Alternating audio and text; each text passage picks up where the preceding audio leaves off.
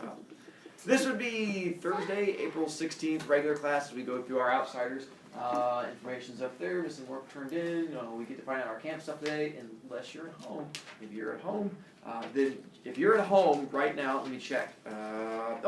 Your information is camp group RR. You are going to be at table 52. You are going to be at, let's see on here, it says cabin 48. And what was the information you have on there? Hopper. Hopper is no. Oh, and you're on bus 10. So you go ahead and write that information down. That works for every kid that is absent.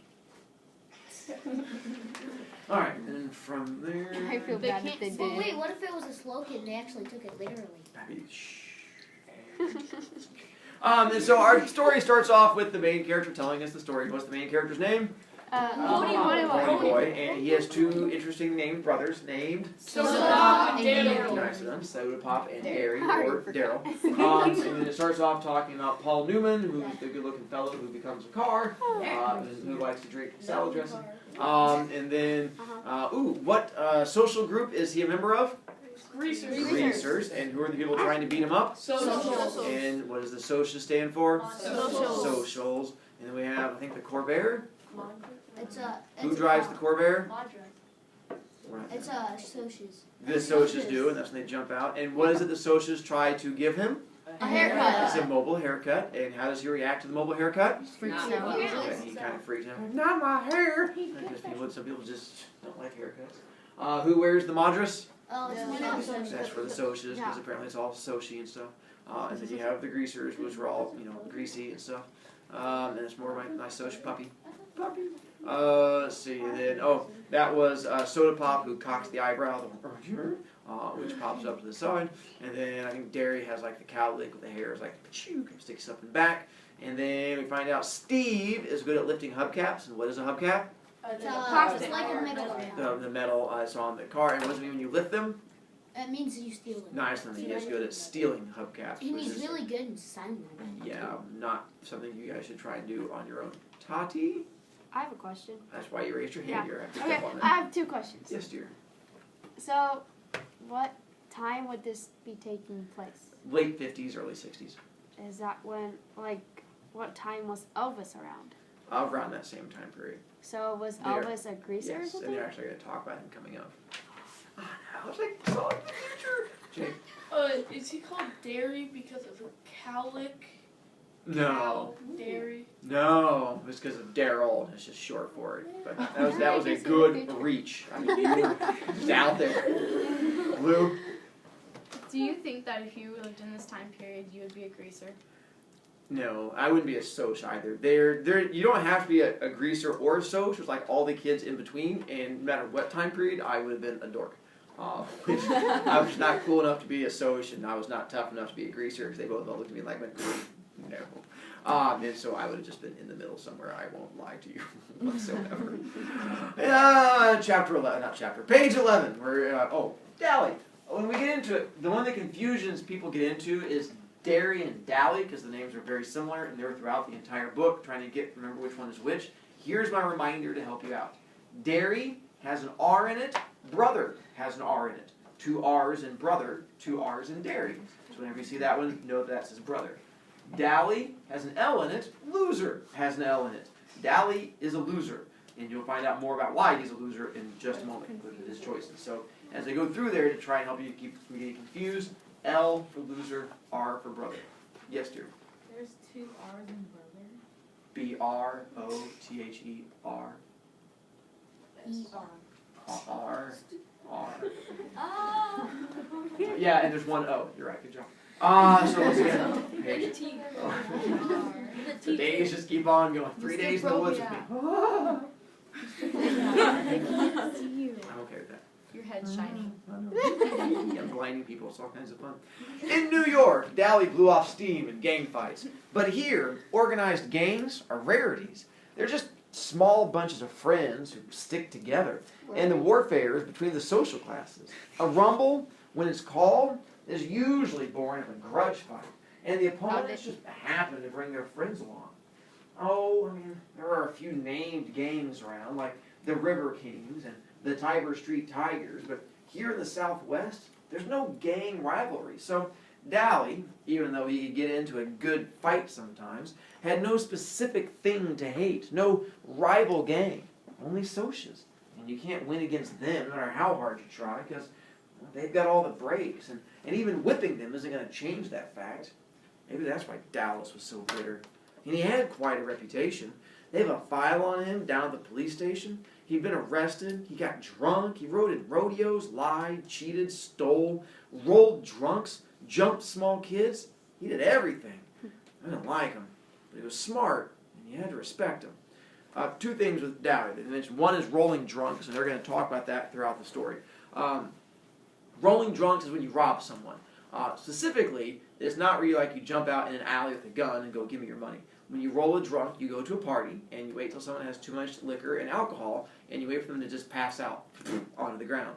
Then you walk over to them, and you roll them over. And then once you've rolled them over, you take their wallet, pull out the money, and go, hoo, hoo, hoo. And so that's how you rob them. You roll them over when they're drunk. So that's how he goes around and gets his money. The other thing they talk about doing is jumping people. There's one thing where you get in a fight, which is like when you throw down because your teacher tries to stab you, you're like, what up? And you try to go there and just throw down with them. That's just a fight. Jumping someone is like you and 5 of your friends hide in the hallway and you wait for someone to walk by and you jump out, knock them to the ground, and you sit there and punch them and kick them when they're rolling around trying to cover themselves up, and you run away laughing. It's going, ha ha ha! That's jumping someone. So it's not a fair fight at all. It's always you outnumber them and you surprise them and then you kick them while they're on the ground. And they're going to talk about people jumping each other all the time. Dally likes to jump people. Specifically, who does he jump? Small kids. That's what kind of person he is. He beats up little kids. So he waits until kids several years younger than him are coming home from school and then jumps out and beats them up. Why? Because he's a loser. So he has some deep, deep issues. Dear. So you're like Dally. Totally nailed it. Johnny Cade was last and least. If you can picture a little dark puppy that's been kicked too many times and is lost in a crowd of strangers, you'll have Johnny. He was the youngest, next to me, smaller than the rest, with a slight build. He had big black eyes and a dark tanned face. His hair was jet black and heavily greased and combed to the side. But it was so long that it fell in shaggy bangs across his forehead. He had a nervous, suspicious look in his eyes. The beating he got from the socials didn't help matters. He was the gang's pet, like everyone's kid brother. His father was always beating him up, and his mother ignored him, except when she was hacked off at him for something. And then you could hear her yelling at him clear down at our house. I think he hated that worse than anything. So I think he hated that worse than getting whipped. He would have run away 1,000,000 times if we hadn't been there. If it hadn't been for the gang, Johnny would never have known what love and affection are. I wiped my eyes hurriedly. Did you catch him? No, they got away this time, the dirty... Two-Bit went on cheerfully, calling the socials every name he could think of or just make up. The kid's okay? I'm okay. I tried to think of something to say. I'm usually pretty quiet around people, even the gang. I changed the subject. I didn't know you were out of the cooler yet, Dally. Good behavior? I got off early. Dallas lit a cigarette and handed it to Johnny. You guys know what the cooler is? Jail. The jail. He was in prison. What was he in prison for? We don't know yet. We just know that that's where he was. Everyone sat down to have a smoke and relax. A smoke always lessens the tension. I'd quit trembling and my color was back. The cigarette was calming me down. Two-Bit cocked an eyebrow. That's a nice looking bruise you got there, kid. I touched my cheek gingerly. Really? Two-Bit nodded sagely. Yeah, it's a nice cut, too. Makes you look tough. Tough and tough are two different words. Tough is the same as rough, but tough means cool or sharp, like a tough-looking Mustang or a tough record. In our neighborhood, both are compliments. Steve flicked his ashes at me. What were you doing walking by your lonesome? Leave it to good old Steve to bring up something like that. I was coming home from the movies. I didn't think... You don't ever think, Derry broke in. Not at home or anywhere when it counts. You must think at school with all those good grades you bring home, and you've always got your nose in a book. Do you ever use your head for common sense? No siree, bub. And if you did have to go by yourself, you should have carried a blade. I just stared at the hole in the center of my toe. The hole in the toe of my tennis shoe. Me and Derry, we just didn't dig each other. I never could please him. He would have hollered at me for carrying a blade if I had carried one. If I brought home B's, he wanted A's. If I got A's, he wanted to make sure they stayed A's. If I was playing football, I should be in studying. And if I was reading, I should be out playing football. He never hollered at Soda Pop. Not even when Soda dropped out of school or got tickets for speeding, he just hollered at me. Soda was glaring at him. Leave my kid brother alone, you hear? It ain't his fault he likes to go to the movies. It ain't his fault the Sodas like to jump us.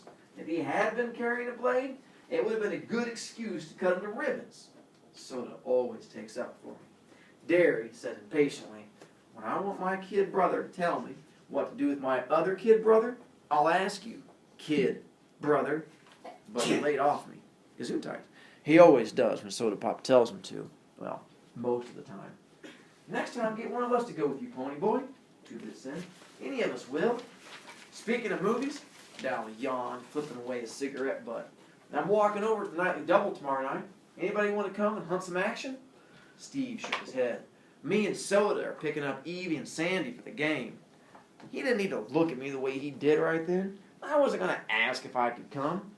I never tell Soda because he really likes Steve a lot. Sometimes I can't stand Steve Randall. I mean it. Sometimes I hate him. Derry sighed, just like I knew he would. Derry never had time to do anything anymore. I'm working tomorrow night. Dally looked at the rest of us. How about y'all? 2-Bit, Johnny Cake, you and Pony want to come? Me and Johnny will come, I said. I knew Johnny wouldn't open his mouth unless he was forced to. That okay, Derry? Yeah, since the end of school night. Derry was real good about letting me go places on the weekends. On school nights, I could hardly leave the house. I was planning on getting boozed up tomorrow night, 2-Bit said. If I don't, I'll walk over and find y'all. Steve was looking at Dally's hand. His ring, which he'd rolled a drunk senior to get, was back on his finger. You break up with Sylvia again? Yeah, and this time it's for good. That broad was two-timing me again while I was in jail. I thought of Sylvia and Evie and Sandy and 2-Bit's mini blondes. They were the only kind of girls that would look at us, I thought. Tough, loud girls who wore too much eye makeup, giggled, and swore too much. I liked Soda's girl Sandy just fine, though. His hair was natural blonde, and her laugh was soft, like her china blue eyes. She didn't have a real good home or anything. It was our kind, Greaser. She was a real nice girl. Welcome back, kiddo. Still, lots of times studying the class, I wondered what other girls were like.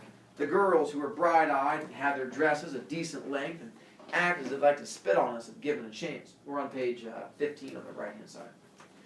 Some were afraid of us, and remembering Dallas Winston, I didn't blame him, but most looked at us like we were dirt, gave us the same kind of look that the Socias did when they came by in their Mustangs and Corvairs and yelled, "Grease!" at us.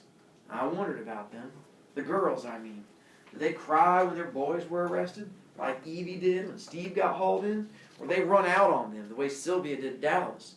But maybe their boys didn't get arrested or beaten up or busted up in rodeos. I was still thinking about it while I was doing my homework that night. I had to read Great Expectations for English, and that kid Pip, he reminded me of us. The way he felt marked lousy because he wasn't a gentleman or anything. And the way that girl kept looking down on him, that happened to me once. One time, biology, I had to dissect a worm and the razor wouldn't cut, so I used my switchblade. The minute I flicked it out, I forgot what I was doing, or I've never done it. This girl right beside me kind of gasped and said, "They're right, you are a hood." Well, that didn't make me feel so hot. There are a lot of socials in that class. I get put in advanced classes because I'm supposed to be smart, and most of them thought it was pretty funny. I didn't, though. She was a cute girl. She looked real good in yellow. We deserve a lot of our trouble, I thought. Dallas deserves everything he gets and should get worse if you want the truth. And 2-Bit, he doesn't really want or need half the things he swipes from stores. He just thinks it's fun to swipe everything that isn't nailed down.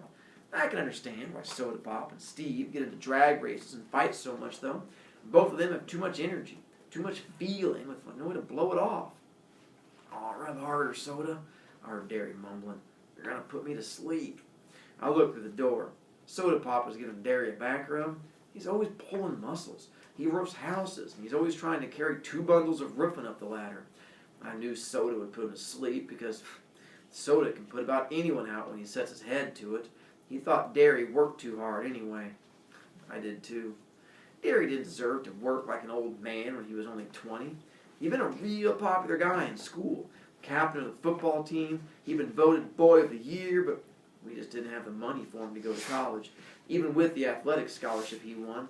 And now, he didn't have time between jobs to even think about college. So he never went anywhere, never did anything anymore, except work out at gyms and go skiing with some old friends of his sometimes. I rubbed my cheek where it turned purple. I looked in the mirror. It did make me look tough, but Derry made me put a Band-Aid on the cut. I remembered how awful Johnny had looked when he got beaten up. I had just as much right to use the streets as the Socias did, and Johnny'd never hurt them. Why did the Socias hate us so much? We left them alone? I nearly went to sleep with my homework trying to figure it out. Soda Pop, who jumped into bed by this time, yelled sleepily for me to turn off the light and get to bed. When I finished the chapter I was on, I did. Lying beside Soda, staring at the wall, I kept remembering the faces of the Socias as they surrounded me. That blue Madras shirt the blonde was wearing. I could still hear a thick voice. "Need a haircut, greaser?" I shivered. "Are you cold, pony boy?" "A little," I lied. Soda threw one arm across my neck. He mumbled something drowsily.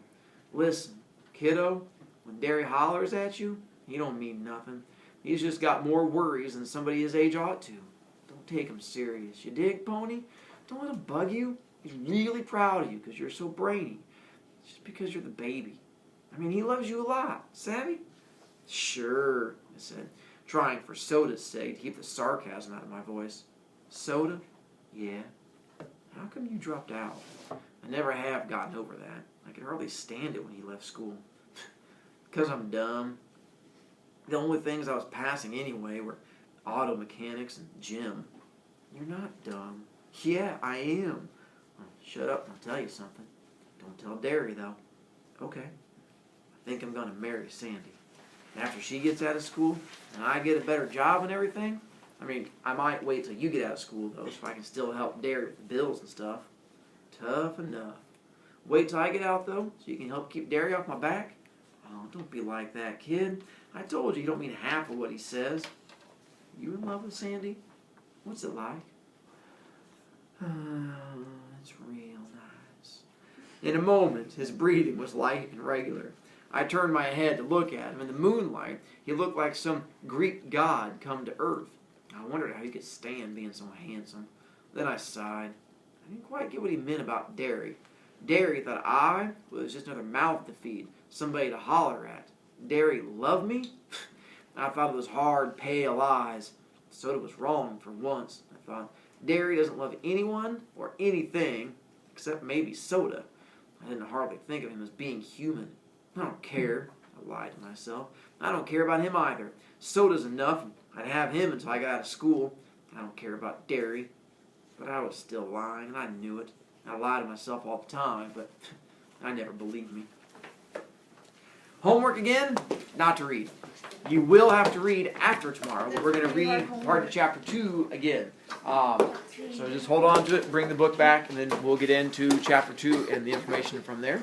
This is where you want to have out a writing utensil, because we're going to go through your campus information. For all of you,